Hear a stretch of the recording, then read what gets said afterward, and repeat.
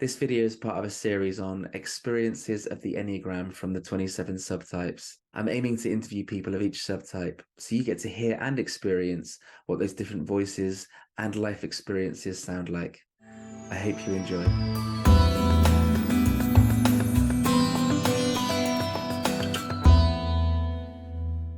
Hi, Jacky. Thanks for taking the time to share with us today.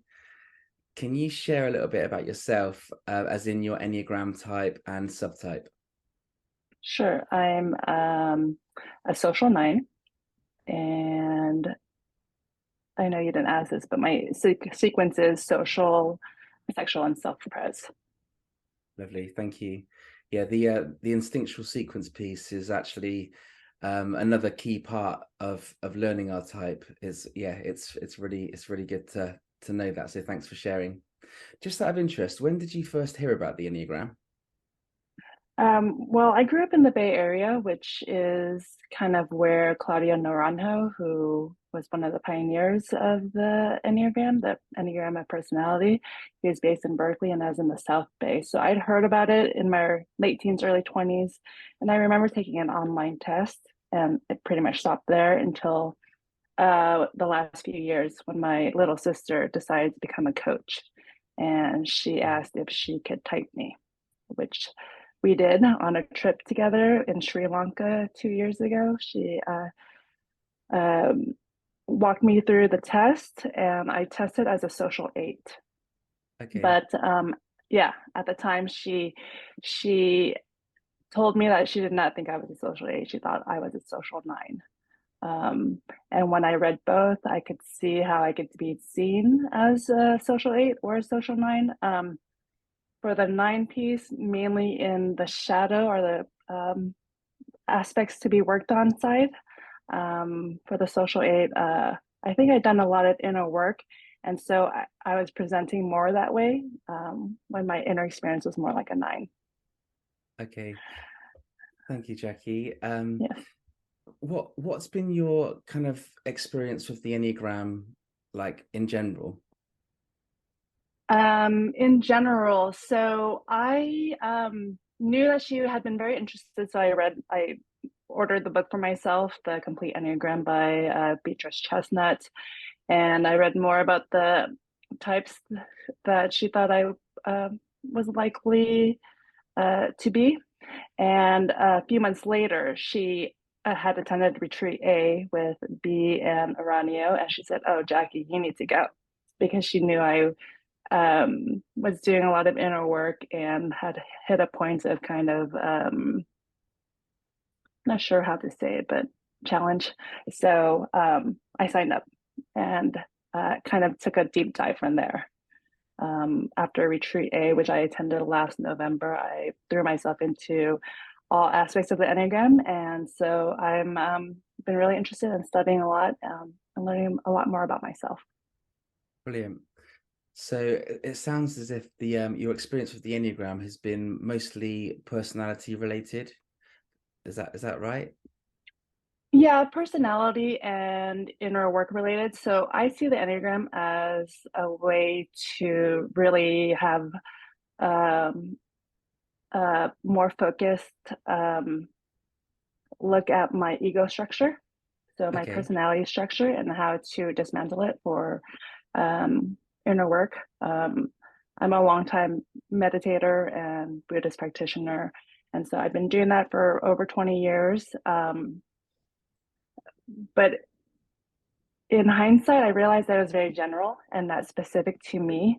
A lot of the things that the spiritual traditions value is harmony, peace, lack of conflict, which is as a nine is kind of our habit pattern anyway. While Mm.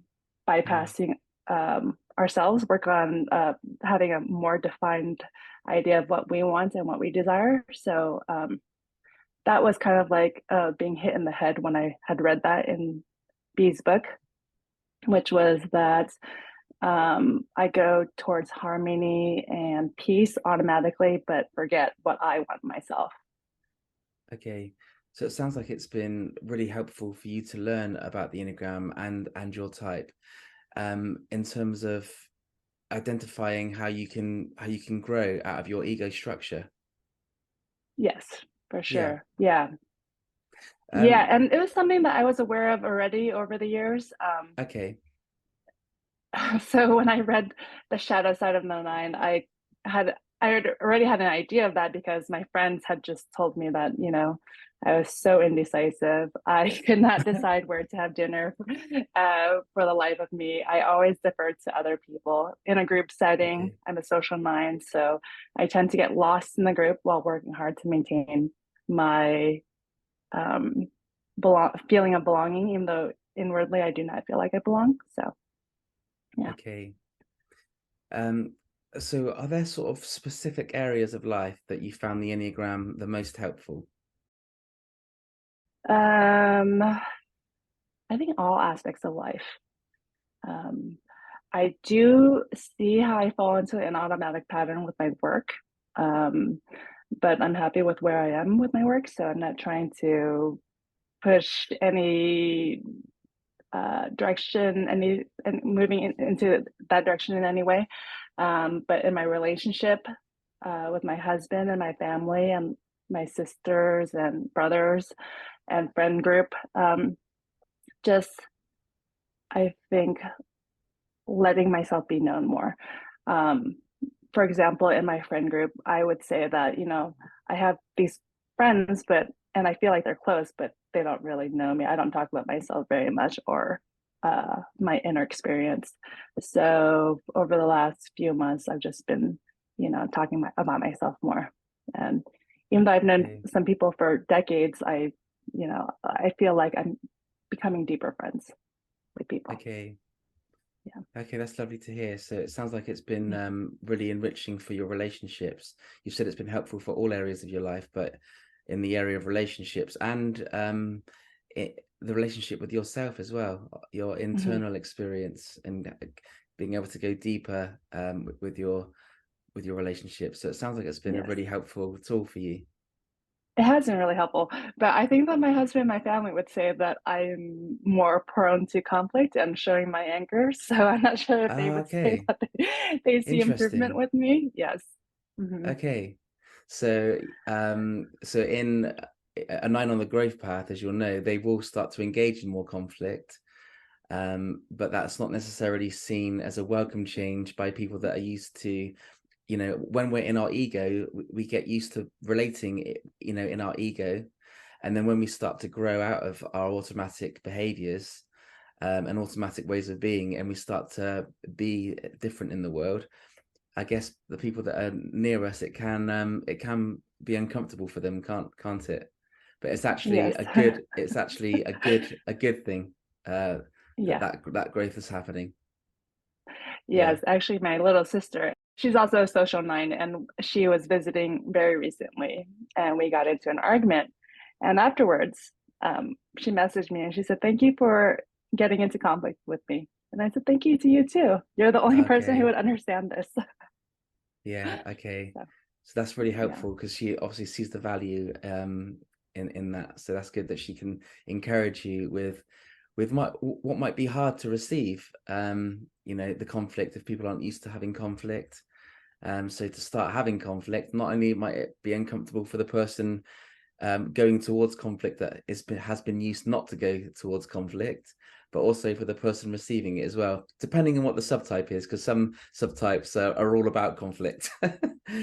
So it's all good. Is there anything else that you'd like to share about your experience with the Enneagram? Just that I find it so valuable. Um, I feel like I've grown a lot. I've learned a lot more about myself and my blind spots, and that is the biggest thing for me is seeing where I had blind spots when I'd done so much like meditation and inner work. But just to have it shown to me and just explicitly told to me that, hey, you know what, you're kind of bypassing yourself. Um, so that's what I found the most valuable. Okay, lovely. Thanks for sharing that, Jackie.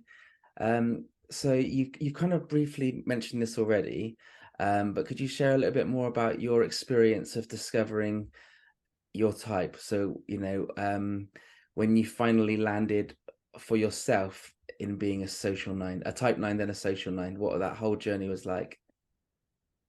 So as I said earlier, I had been typed by my sister, and she had told me three different options. So there's the social eight, social nine, or the sexual four. Okay, And for people who are familiar with the Enneagram, the social eight and the can look like a social nine, but the sexual four does not look like a social nine at all. And so when I attended the retreat A, I had said that I was not exactly sure what my type was. And so I was fortunate enough to get interviewed by B and Uranio, and they at the time told me to go sit with the nines. okay, And yeah. yeah. So was it during the retreat that you had an interview before the retreat? Um, so what was the number before you were thinking about social nine? Was the interview that you had the first experience of trying to discern your type, or was there something else before that? Before that, I think in my late teens or early 20s, I'd taken an online test because I had been interested in the different personality tests and Okay, had yeah, so kind of in the Bay Area, there was, I had heard about the Enneagram for sure. Um, okay, and I don't remember what I had typed as back then. I don't think it was a nine. It was whichever was the individualist, whatever okay. that That one is called, is probably a four then. a four. Okay. Okay. So, So interesting that years later, when you had the interview, the four was still there. But it came out as a sexual four. yes. Yes, and I had read the chapter in the Complete Enneagram on the sexual four, and I couldn't help but feel a little bit offended that my sister had thought that I led with Okay, anger. so, so okay. yeah, yeah. Um, so did you think that you were a different type before landing on nine, or did you ever live as a like a different type for a while, or have you only kind of ever lived as a Um, nine? well, after I kind of landed on my type, I still had questions about whether I was a nine or not. For example, when in my teenage years and earlier years, I probably behaved like a five. So Okay, I like my own space. I would love to read. I felt like I was withdrawn and the observer, I guess, is the name for that type. So, and then in my early 20s, I would have thought I was a seven because I love to be out in the world and going to parties and being social and stuff. So yeah, I feel like I've had different experiences with some of the types. okay. So when you were at the retreat and you were sitting with the nines, what was that experience like for you? Um, it was interesting because I didn't know the Enneagram that deeply at the time.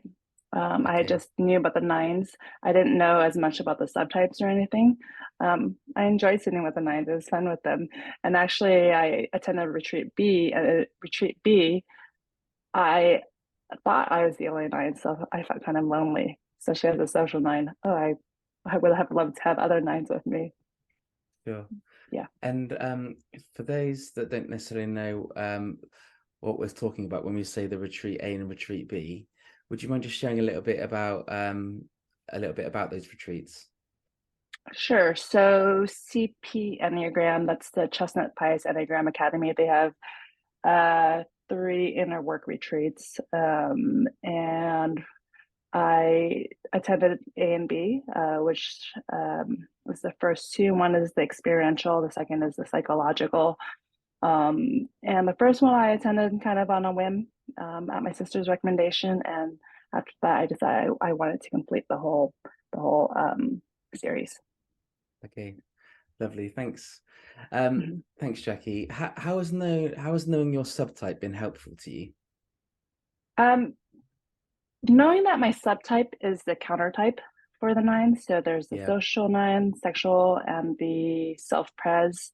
I initially didn't think I was a nine because there was a lot of talk about liking routines and liking comfort.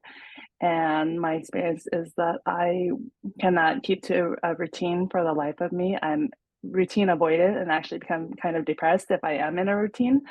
Um, Mm. and it helped to know that that was my self-pres repression.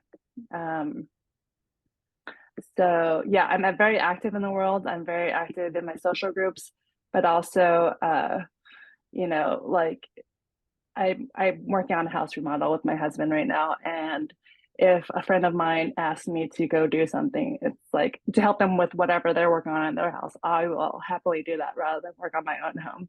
It's like my priorities aren't as important as the people around me. So yeah, that was very helpful for me to see and be aware of. Sure. Yeah, absolutely. Is there anything else you'd like to share about being a social nine that people might find helpful to know? Um, yeah, so the social nine, I don't see it so much in my work, but work is not as much of a priority with me. Um, so it was harder for me to see it in that area, but really it was in the way I interacted with the world that helped me see that as a social dominant. Okay. Um, is there anything else you'd like to share about being a social nine or your experience with the Enneagram before closing? Sure, yes. So knowing that nines are a body type, um, I had not known how much I had somaticized trauma, so stored trauma in my body. Um, and also our breathing patterns. I had read that nines breathe more exhale more than they inhale because their focus of attention is external to themselves. And when I observed that in myself, I it was like it was so it was like again I said this earlier, but just getting hit in the head with a stick, like oh, not everybody breathes like me. I breathe out more than in, and that's completely true. While fours, for example, breathe in more than out. And when I talk to fours about that, they say it's true. They do inhale more than they exhale. So, yeah. Mm. Well, thanks so much for sharing with us today, Jackie. It's been really helpful and insightful to hear all that you've shared. All the best. Thank you. Thank you.